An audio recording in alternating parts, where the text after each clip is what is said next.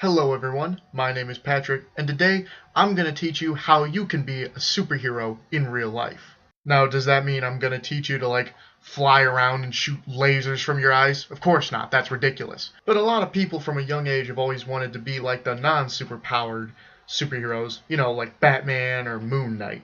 And so today I'm going to teach you how you can be like them in real life. Now, firstly, we'll start off with the physical training because I feel like a lot of, you know, those people in the real life superhero community and stuff like that skip over that a lot. And for this, I feel like we should turn to actual law enforcement to take an example from. Now, I did some research and it showed me that law enforcement tend to stick to 5 basic tests: push-ups and sit-ups to measure muscular endurance, sprints and long-distance running to measure cardiovascular strength and speed, and bench press to measure muscular power. Now, while I do feel that a bench press is good for measuring upper body strength, I don't feel like it's good for measuring total body strength.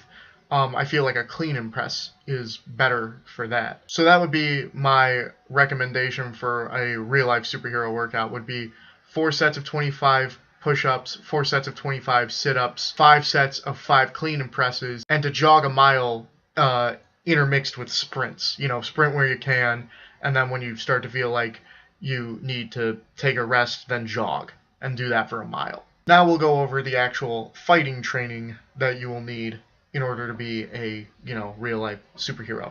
As I have said before, I feel that every person who's going to learn fighting should learn stand-up, ground game, and weapon defenses. And most likely the schools that are going to be near you to teach those things are Muay Thai, Brazilian Jiu-Jitsu, and Krav Maga. Statistically, those are the most popular places, so that's probably where you're going to go. Stand-up, you're probably going to have a few more options, such as a boxing gym or a karate studio, but for ground game and street defense, most likely you're just going to be limited to Krav Maga and Brazilian Jiu-Jitsu, which is fine. There's nothing wrong with those. I'm just saying you have less freedom of choice in those areas of fighting. Next, we'll cover the philosophy of being a hero. Pretty much, it's just don't be a dick. Help out wherever you're needed. Don't overdo it in terms of being overly aggressive or whatever. Just do whatever you think and feel is right. That's pretty much the philosophy of being a superhero in comics anyway. And finally, I left this for the end of the video. I created a list of gear that you will need if you want to be a real-life superhero for people who actually want to take it to the next level, not just, be fitter and stronger and whatever for their own personal reasons, but because they actually want to go out on the street and help people. First thing I would say that you would definitely need is a bulletproof vest, for obvious reasons. It can be dangerous if you're actually planning out on going and fighting crime. Now, to be clear, I don't really advocate this, but if you're gonna go and do it, I might as well give you my 2 cents on the subject. Next thing I think you would need is shock absorbent armor. Like the kind of hockey pad stuff you see a lot of the real life superheroes wear, like Phoenix Jones, for example. The next thing that I think that you would need would probably be a taser, a stun gun of some kind, because I know I talked about martial arts and stuff like that before, and while martial arts will help you in a fight, they won't guarantee anything. Weapons will help.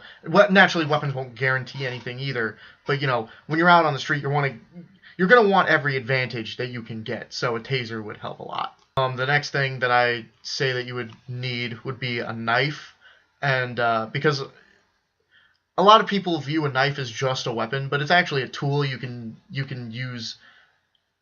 You can do a lot of things with a knife. Fighting is one of them. A knife's usefulness is only limited by your imagination, as I've come to find. Next thing I feel you would need are zip ties, because I've seen real-life superheroes carry around handcuffs before, and I feel like that is a very needlessly expensive thing for a real-life superhero to have. Zip ties are just as effective and way cheaper, and you can get way more of them.